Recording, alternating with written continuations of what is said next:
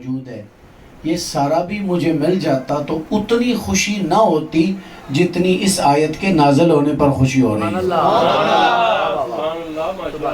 وہ آیت کون سی ہے؟ ان اللہ و ملائکتہ یصلون علی النبی، بے شک اللہ اور اس کے فرشتے نبی کریم صلی اللہ علیہ وسلم کی ذات اقدس پر درود بھیجتے ہیں۔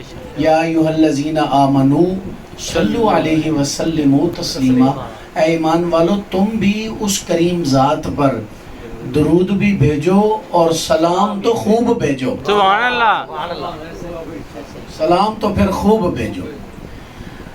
اچھا یہاں دیکھو کہ ایک وہ بھی موقع قرآن پاک میں بیان کیا گیا کہ اللہ تعالیٰ نے فرشتوں کو حکم دیا جناب آدم علیہ السلام کو سجدہ کرو۔ رب نے حکم دیا اسجدوا لآدم، آدم علیہ السلام کو سجدہ کرو۔ فسجد الملائکۃ کلہم، سارے فرشتوں نے جناب آدم علیہ السلام کو سجدہ کیا۔ یہ بہت بڑی شان ہے کہ نوری خاکی کو سجدہ کرنا، سبحان اللہ، بہت بڑی شان ہے۔ انسان تو اپنے مقام کو سمجھتے نہیں نا کہ وہ ہے کیا۔ اقبال نے کہا تیرا جوہر ہے نوری پاک ہے تو، فروغ دیدہ افلاک ہے تو، اور تیرے سید زبوں افرشتہ حور کہ شاہین شاہ لولاک ہے تو۔ انسان تو اپنے آپ کو سمجھے ہی نہیں وہ ہے کیا۔ انسان سمجھ جائے تو فرشتوں سے افضل ہے۔ فرشتے بھی اس کے در پہ حاضر ہوتے ہیں۔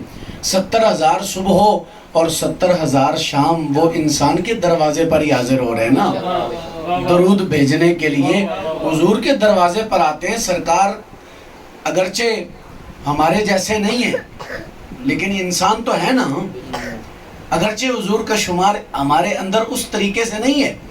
وہ شاعر نے بڑا خوبصورت سمجھایا ہے، کہنے لگا کہ بشر ہیں پر داخل انام نہیں، بشر ہیں پر داخل انام نہیں، شمار دانہ تسبیح میں امام نہیں۔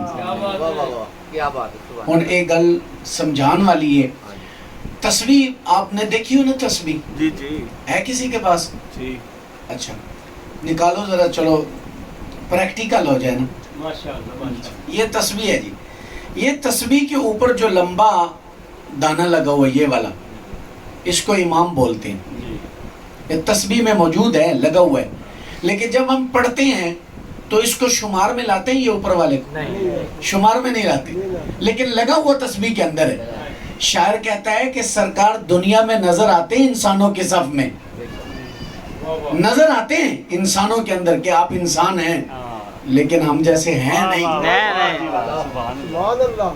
بشر ہیں پر داخل انام نہیں، شمار دانہ تسبیح میں امام نہیں۔ یہ تشبیہ دیا انہوں نے۔ اچھا تو نبی کریم صلی اللہ تعالیٰ علیہ وسلم کائنات میں کے سب سے اعلیٰ ترین انسان ہے، تو اب وہ نوری ہو کر خاکی کو سجدہ کر رہے ہیں آدم علیہ السلام کو۔ یہ بہت بڑا مقام ہے، لیکن وہ سجدے کا حکم ایک بار ہے۔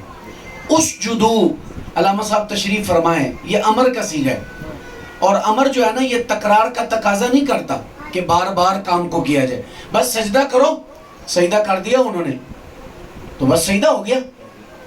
وہاں ایک بار حکم ہوا فرشتوں کو سجدہ کرنے کا، اور یہاں جو ان اللہ و ملائکتہ میں ہے یہ جملہ اسمیہ ہے اور تکرار اس میں پایا جاتا ہے، اس میں استمرار ہے، فعل ہے، فعل مضارع ہے، اور یہاں استمرار پایا جا رہا ہے کہ ایک بار درود نہیں بھیجتے فرشتے، وہ تو ہمہ وقت حضور پر درود بھیجے جا رہے ہیں۔ نعرہ تکبیر، نعرہ رسالت، نعرہ رسالت۔ سجدہ ایک بار ہوا تھا، درود ہر وقت ہو رہا ہے۔ سبحان اللہ۔ یہ 2 ہجری میں آیت نازل ہوئی، سرکار مدینہ پاک تشریف لے آئے تھے 40 سال اعلان نبوت سے پہلے اور 13 سال اعلان نبوت کے بعد، 53 سال مکہ شریف میں گزار کے سرکار تشریف لے آئے اور 2 سال یہاں بھی گزر گئے، 55 سال ہو گئے۔ لیکن آقا کیا فرماتے ہیں؟ آیت اب نازل ہو رہی ہے. سرکار فرماتے ہیں جس دن سے رب نے مجھے پیدا فرمایا اسی دن سے ایک فرشتہ بھی پیدا کر دیا. اس کی ڈیوٹی کیا ہے کہ جو بندہ میرے اوپر درود و سلام پڑھے گا وہ فرشتہ میرے پاس پہنچائے گا. وہ فرشتہ لائے گا میرے پاس. یا رسول اللہ فلاں آدمی ہے, اس کا یہ نام ہے, اس کے باپ کا یہ نام ہے, قبیلہ یہ ہے, اس نے آپ پر درود بھیجا. یہ ڈیوٹی ہے اس فرشتے کی. اور پھر ساری مخلوق کی زبانیں جانتا ہے وہ. بے شک. جس زبان میں کوئی درود بھیجے وہ سمجھتا ہے اور سمجھ کے پھر حضور کی بارگاہ میں پیش کرتے ہیں. اور اچھا وہ سرکار کی قبر پر بھی کھڑے, آپ کے وصال کے بعد قبر پر بھی ڈیوٹی ہے. ساری زبانیں جانتا ہے. جس زبان میں کوئی سلام بھیجے درود بھیجے وہ سرکار کی بارگاہ میں پیش کرتا ہے. اور ہے کون؟ حضور کے در پہ خادم کھڑے, نوکری کر رہے. وہاں سرکار صلی اللہ علیہ وسلم کے روضہ اطہر پر دربان بن کے کھڑا ہے. اس کو ساری مخلوق کی زبانیں آتی ہیں تو حضور کو نہیں آتی ہوں گی. کئی لوگ بولے, کہنے لگے جی سرکار نے اردو ہمارے مدرسے سے آ کے سیکھی, انڈیا سے اردو سیکھی. تے ایک مولوی اگلے دن ان کا دماغ خراب ہویا. ہاں دماغ خراب ہویا تو وہ کہنے لگیا حضور کو تو پڑھنا لکھنا آتا ہی نہیں تھا. اے مولوی جنہوں نے ایسا مفتی بنایا ہے, کیا ہو جائے وہ علم کیا ہے جو حضور سے دور کر دے بندے کو؟ وہ کیسا علم ہے؟ حضور تو جو ان پڑھ تھے جی انہیں تو پتہ ہی نہیں تھا لکھنا کیسے ہوتا ہے, پڑھنا کیسے ہوتا ہے. انسان پاگل ہو نا, پاگل تو کم از کم حضور کو تو پہچانے. پاگل بھی ہو تو حضور کی پہچان ہونی چاہیے. اونٹ پاگل ہو گیا سرکار کے ظاہری زمانہ حیات میں, جھلا ہو گیا اونٹ مدینہ میں, اسے بند کر دیا گیا, باغ کے اندر تالا لگا دیا. سرکار کو پتہ چلا, آپ وہاں تشریف لے گئے, فرمایا دروازہ کھولو. انہوں نے کہا جی اونٹ پاگل ہے, لوگوں کو ہلاک کر دیتا ہے. فرمایا تم دروازہ کھولو. دروازہ کھولا گیا, اونٹ دوڑ کر آیا, حضور کے قدموں میں اپنا سر رکھ دیا. زبان سے آپ کے پاؤں مبارک چاٹنے لگا. بندہ جھلا بھی ہو جائے نا حضور کا تو جانور پاگل ہوا, سرکار کو تو وہ بھی جانتا تھا. اور بولا کتا, پاگل کتا ذمی کے پیچھے لگ گیا, اور ذمی وہ غیر مسلم ہے, مسلمانوں کی سلطنت میں رہتا ہے, اس کے پیچھے لگا. ذمی نے چھلانگ لگائی پانی میں اور ڈبکی لگا دی. کافی دیر کے بعد سر باہر نکال کر دیکھا کتا کھڑے. وہ پریشان ہوا کہ اب کیا کروں, یہ تو کتا جان نہیں چھوڑ رہا. پھر ڈبکی لگائی, سر نکالا, کتا پھر کھڑے. تو اس ذمی نے کہا انا فی ذمت محمد. کتا پاگل ہے, پاگل کتا تو کسی کو نہیں چھوڑتا, لیکن اس نے کیا کہا انا فی ذمت محمد. کتے کو مخاطب کر کے کہنے لگا کہ میں نبی پاک صلی اللہ علیہ وسلم کی ضمانت میں اپنے آپ کو دیتا ہوں, سرکار کی حفاظت میں اپنے آپ کو دیتا ہوں. والکلب یادو, امام نے لکھا کتا واپس پلٹ کے بھاگ گیا. اس نے کہا جس نبی کا نام تو لے رہا ہے ان کو تو میں بھی جانتا ہوں. سبحان اللہ. پاگل ضرور ہوں لیکن حضور کو تو میں بھی جانتا ہوں. تو بندہ پاگل ہوئے تو کم از کم حضور دے ادب دا خیال تے رکھے نا. تو کہنے لگے کہ نبی پاک علیہ السلام نے اردو ہمارے مدرسے سے سیکھی ہے, انڈیا سے. تو میں نے کہا سرکار کو فارسی کس نے سکھائی ہے؟ نبی پاک علیہ السلام کے روضہ اطہر پہ حاضر ہوئے حضرت امام جامی, کئی بار گئے, اور مولانا غلام جیلانی میٹھی, سید غلام جیلانی میٹھی, وہ شرح میت عامل کے مقدمے کے اندر لکھتے ہیں. وہ اشعار بھی لکھے انہوں نے, گساری نعت بھی لکھی جو مولانا جامی لکھ کر لے گئے. 15 دن وہاں ٹھہرے, 15 دن کوئی چیز کھائی پی نہیں شہر مدینہ میں. کیوں؟ اس وجہ سے کہ اگر میں کھاؤں گا تو پھر مجھے قضاء حاجت بھی ہوگی. ہو سکتا ہے میں جہاں جا کے پیشاب کروں, قضاء حاجت کروں, وہاں میرے آقا کے قدم لگے ہوں, بے ادبی نہ ہو جائے. بھوکے رہے شہر مدینہ میں, تو نبی پاک صلی اللہ تعالیٰ علیہ وسلم کے تو شہر کا ادب لوگ کرتے تھے. ہمارے اعلیٰ حضرت نے کیا سکھایا؟ سبحان اللہ. پاؤں میں کانٹا لگے اور کانٹے کو نکال کر دل میں چبھو کر کہتے ہیں خار صحرائے نبی پاؤں سے کیا کام تجھے، آ میری جان میرے دل میں ہے رستہ تیرا، تیری جگہ تو میرے دل میں ہے. نبی پاک صلی اللہ تعالیٰ علیہ وسلم کا ادب تو جانور بھی جانتے ہیں. سرکار کے گھر میں ایک بکری تھی، اچھلتی کودتی جب سرکار گھر میں نہ ہوتے اور جو ہی آپ قدم رکھتے وہ ایک کونے میں جا کر بیٹھ جاتی. لم یترمرم کراہیت ان یوزی رسول اللہ، اپنی پوشل کو بھی حرکت نہیں دیتی تھی کہیں حضور کی بے ادبی نہ ہو جائے. سبحان اللہ. یہ ادب ہے سرکار کی بارگاہ کا. تو حضرت امام جامی 15 دن رہے، کوئی چیز کھائی نہیں، کچھ پیا نہیں. 15 دن کے بعد جب حالت غیر ہوئی، ظاہر ہے بشری تقاضا ہے، تو سرکار کی جالی مبارک کے سامنے آئے اور ہاتھ باندھ کے سر جھکا کے عرض کی سفر می روم چے فرمائی. چونکہ ایران کے رہنے والے تھے تو فارسی میں بولے یا رسول اللہ میں سفر پہ جا رہا ہوں، آپ کا کیا حکم ہے؟ سفر می روم چے فرمائی. سرکار کی قبر انور سے آواز آ رہی ہے، آگے جواب آتا ہے. فرمایا بسلامت روی و باز آئی. فرمایا جاؤ، چلے جاؤ تو پھر بھی کبھی چکر لگانا، پھر بھی کبھی آنا. اب میں پوچھتا ہوں سرکار کو فارسی کس نے سکھائی ہے؟ بے وقوف آدمی، کم از کم انسان کو بات کرتے ہوئے اتنا شعور تو ہونا چاہیے نا کہ میں کس ہستی کے بارے میں بول رہا ہوں. تو نبی پاک صلی اللہ علیہ وسلم کے دروازے پر جو فرشتہ کھڑا ہے، حاضری دے رہا ہے، ڈیوٹی کر رہا ہے، وہ فرشتہ بھی ساری زبانوں کو جانتا ہے. تو سرکار کی بارگاہ میں انسان کو درود و سلام کا نذرانہ ہر وقت بھیجنا چاہیے. میں ایک آپ بیتی سناتا ہوں، چونکہ حاجی صاحب بھی سخی سلطان باہو رحمت اللہ تعالیٰ علیہ کے آستانہ شریف سے وابستہ رہے، 22 سال اب بھی ہیں، 22 سال مسلسل جاتے رہے. ان کے والد صاحب بڑے شوق ذوق سے جایا کرتے تھے. ان کی والدہ بھی جاتی تھی وہاں پر. اور وہ قادریوں کے شعر ہیں.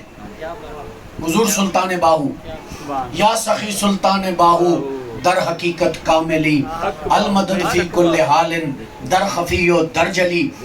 میں بھی وہاں حاضر ہوا کرتا تھا، اب بھی جاتا ہوں. تو سردیوں کی رات تھی، اس وقت رمضان سردیوں میں آیا کرتا تھا، بڑی پہلے کی بات ہے. تو میں وہاں پڑھ رہا تھا دلائل الخیرات شریف، درود پہ لکھی ہوئی ایک کتاب ہے. میرے ساتھ ایک مولانا بیٹھے تھے، تو وہ مجھے پوچھتے ہیں جی آپ یہ کوئی خاص ٹائم بنایا ہوا ہے یا ویسے ہی پڑھتے ہیں؟ میں نے کہا جی ویسے ہی پڑھتا ہوں، کوئی ٹائم مقرر نہیں کیا ہوا. کہنے لگے ٹائم مقرر کر لو، اس کا بڑا فائدہ ہے. میں آپ کو اپنی بات سناتا ہوں. وہ کہنے لگے، کہتے ہیں جی میں اس علاقے کا، تھل کے علاقے کا رہنے والا ہوں.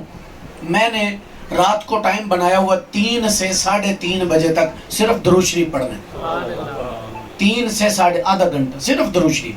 کہتے ایک دن، کئی سالوں سے میرا یہ سلسلہ چل رہا تھا، کہتے ایک دن ایسا ہوا کہ میں شدید بیمار ہو گیا اور میرے گھر والے تو بالکل وہ نا امید ہو گئے کہ اب یہ مر جائے گا.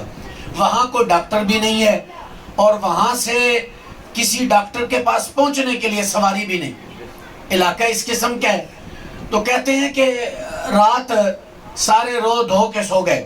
والدہ جاگ رہی تھی اور آخر رات ہوئی تو وہ بھی، اس کی بھی آنکھ لگ گئی. جب 3 بج کے کچھ 5-7 منٹ 10 منٹ اوپر ہوئے نا، تو کہتے ہیں میں بے ہوشی پڑا تھا.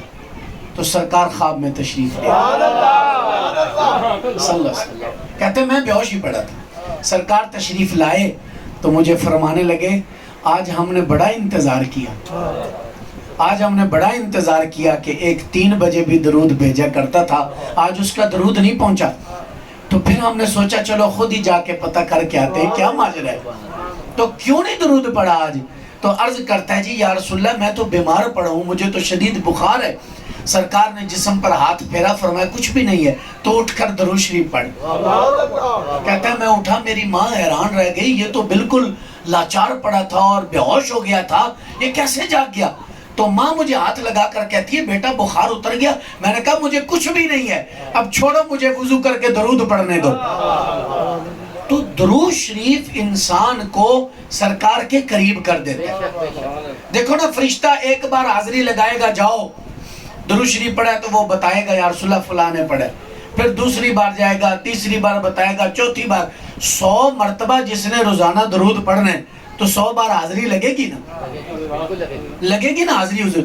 تو کبھی تو حضور بھی فرمائیں گے یار جو روزانہ 100 بار مجھے سلام بھیجتا ہے، کبھی ہم بھی تو دیکھیں وہ کہاں رہتا ہے. حضور بھی تو کرم فرمائیں گے نا، یہ تو ان کی نگاہ ہے. لیکن انسان کو چاہیے. ہمارے استاذ گرامی مولانا خادم حسین رضوی رحمۃ اللہ تعالیٰ علیہ مشکات شریف میرا خیال میں اس وقت ہم پڑھتے تھے، مشکات اول شاید تھی، کہ آپ تشریف لے گئے شام. آپ اپنی تقریروں میں بھی سناتے ہیں بڑے واقعات، ہمیں بھی کافی سارے انہوں نے سنائے ہوئے، ہم نے لکھے بھی ہوئے ہیں. تو آپ نے ان واقعات میں سے ایک یہ بھی سنایا، فرمایا ہوئے میں نے جس گاڑی کے پیچھے بھی، یہاں تو عجیب عجیب شعر لکھے ہوتے ہیں نا، پتہ نہیں کیا کچھ لکھا ہوتا ہے، شرلاٹا ٹائم، سلطان رائی ٹائم، بڑی بڑی جو بسیں باہر ہوتی ہیں نا، ہم نے اپنی چھوٹی گاڑیوں کے پیچھے اپنے حساب سے لکھوائی ہوتی ہے چیزیں.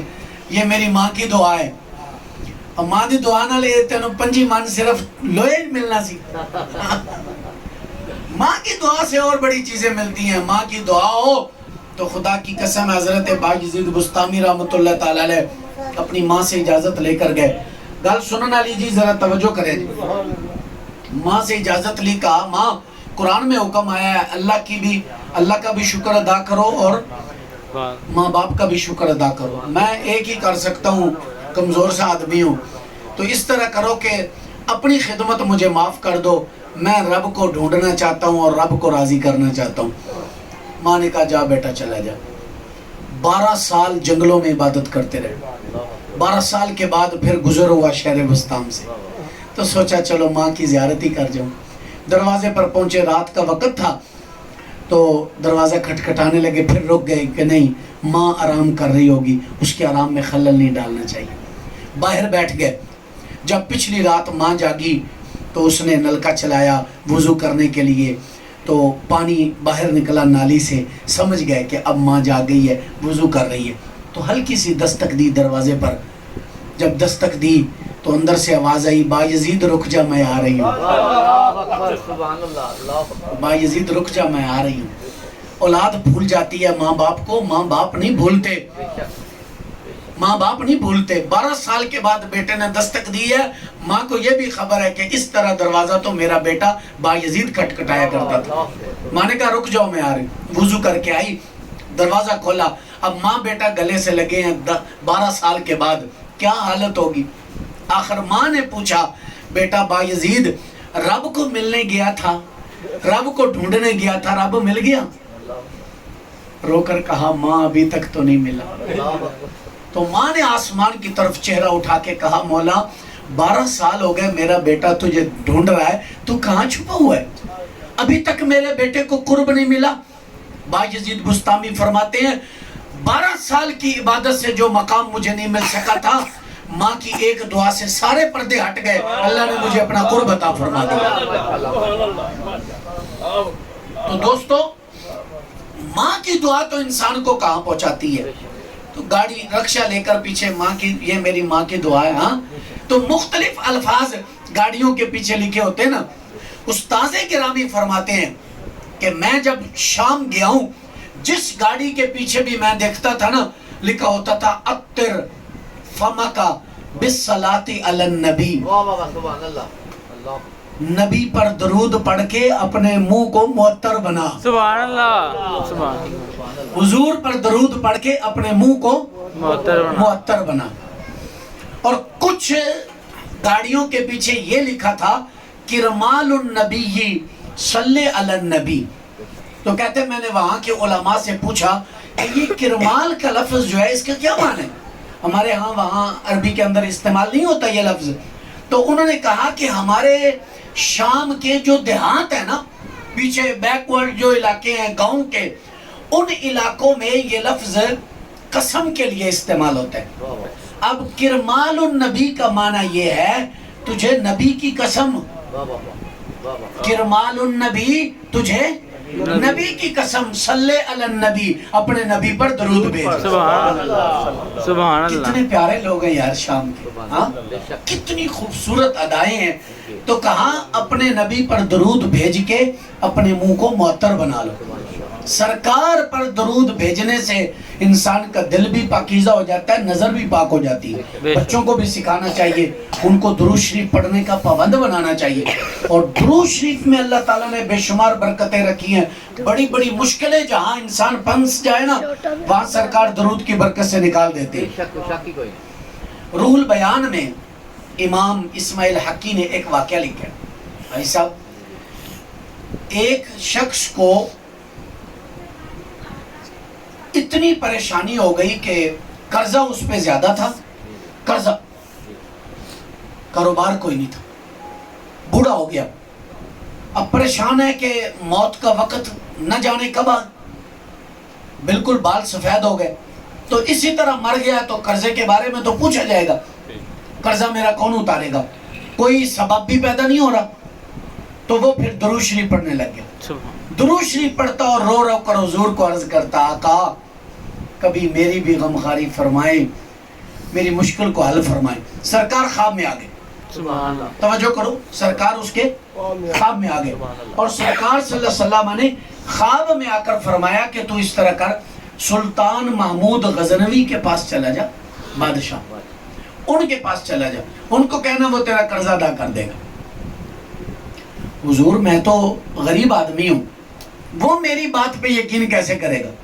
فرمایا اسے بتانا کہ تو 30,000 مرتبہ صبح درود پڑھتا ہے اور 30,000 مرتبہ شام کو پڑھتا ہے.